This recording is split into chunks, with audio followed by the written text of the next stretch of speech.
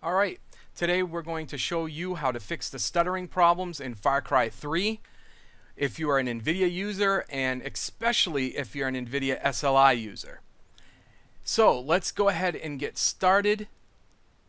We'll go up to your control panel, open up your control panel, and here's how easy it's going to be, although it's going to seem very foolhardy to do this.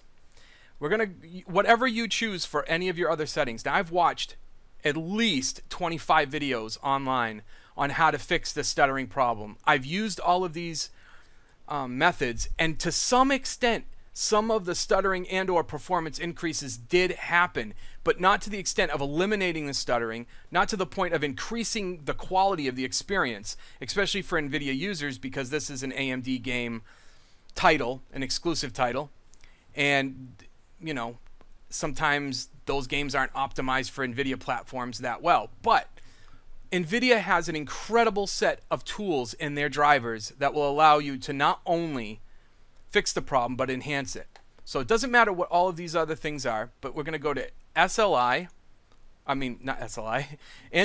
mode and change it from application mode to enhance the application settings. Then under Anti-Aliasing settings, now we see a whole host of new options. You have your normal 2 times to 32 times, which is what you'd get because you have SLI, and that's 32 times CSAA in performance mode. But look at what happens when we switch to the SLI 16x CSAA mode. This warning comes up. By selecting SLI 16x CSAA anti-aliasing, you are disabling SLI performance mode to increase visual quality. Do you want to continue? Well, most of you would stop right there and say, oh no, I don't. I want performance. And a lot of times you have to sacrifice visual quality in order to gain performance. I don't like that. That's the whole reason we have SLI in our machines. This is why we beef out our rigs this way, is because we want to increase the overall experience, frame rate, and quality. But I'm going to show you a trick. This SLI 16X, what's essentially happening is, even though SLI performance mode, the ability of the 2 cards to work together in tandem to increase the overall performance of the game, frame rate wise and all that, what this is doing is separating the duties between both cards. I said duty. Anyway, all right. So what happens is now when you set this to SLI anti-aliasing, it's taking one full card and dedicating it to post-processing and anti-aliasing. So the complete load is taken off of one of the cards. I said load. Ugh. Anyway, all right, so what we're going to do is we're going to go ahead and click yes. And then underneath it where it says Anti-Aliasing Transparency, we're going to go ahead and match that at 16x super sample. Now, right off the bat, when you see a 16 times next to something, and I can go higher, I can go to 64 times. When you see something like that, you think, man, this is going to take a huge hit. Well, I'm going to show you different. You go ahead and you're going to click apply.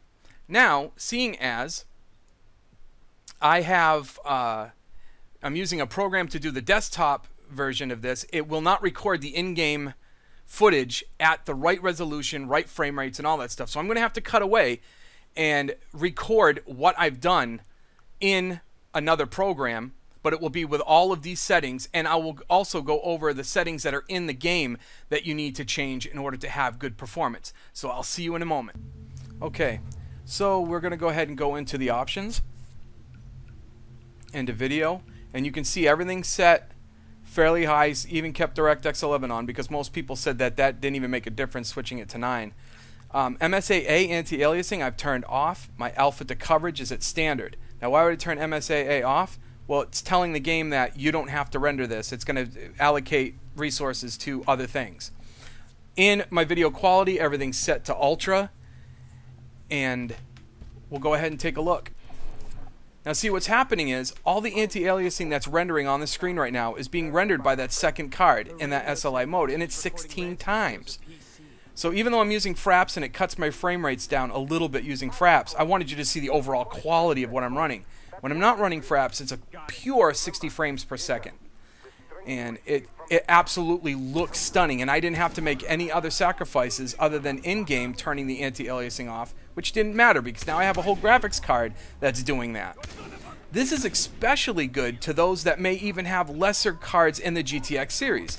say the 650 Ti or the 660 Ti.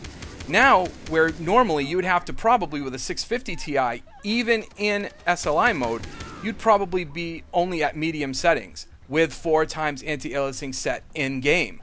Well, now you can turn all that off and dedicate your second card to just anti-aliasing, keeping your good maybe 35 solid to 40 frames per second solid in the case of a 650 Ti SLI setup. You can keep that performance, but then also gain all the quality of another card rendering anti-aliasing all on its own. And of course, with the 660 Ti, that's also the same. So Nvidia has found a way to kind of circumvent the optimize for AMD situation, which I think is really clever. And you'll notice too, just a little blurb, even though it doesn't have to do with this particularly, is AMD with their TressFX hair optimization, like their technology with rendering hair.